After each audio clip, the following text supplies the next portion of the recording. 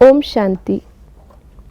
आज 20 जून 2024 है और आज की मुरली में बाबा ने हमें कदम आगे बढ़ रहे हैं हमारे, वो कैसे पता चले उसकी निशानियां बताई हैं।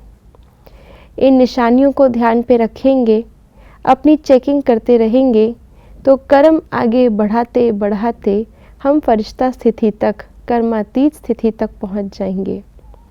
और ये फरिश्ता स्थिति में क्या बाबा आज हमें बता रहे हैं, आइए सुनते हैं आज के बाबा के अव्यक्त इशारों से। फरिश्तों की दुनिया में रहकर इस साकार दुनिया में कर्म करने के लिए आओ। कर्म किया, कर्मयोगी बने, फिर फरिश्ते बन जाओ।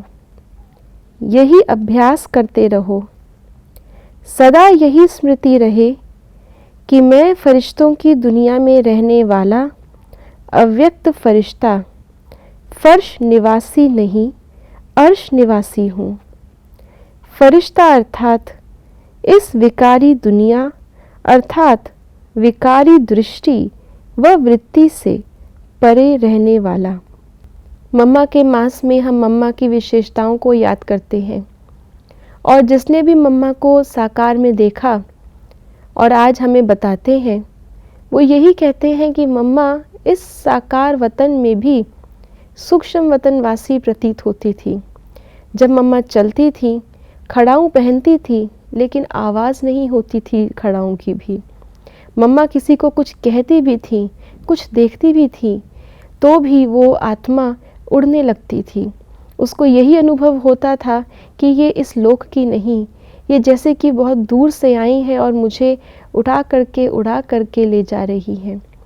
ऐसे ही हम बाबा को देखते हैं।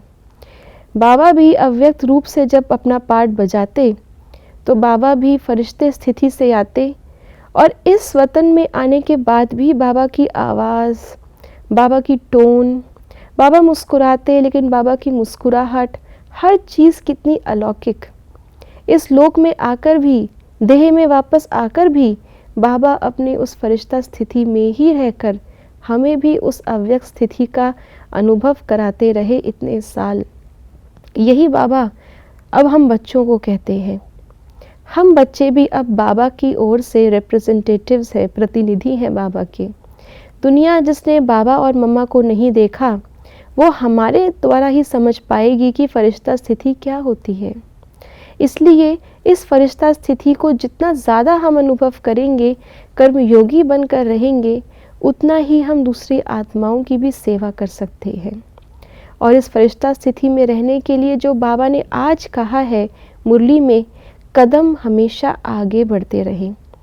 आपने देखा होगा जब कोई रस्सी पर चलता है तो उसकी नज़र सिर्फ आगे रहती है और वो धीरे धीरे बढ़ता रहता है।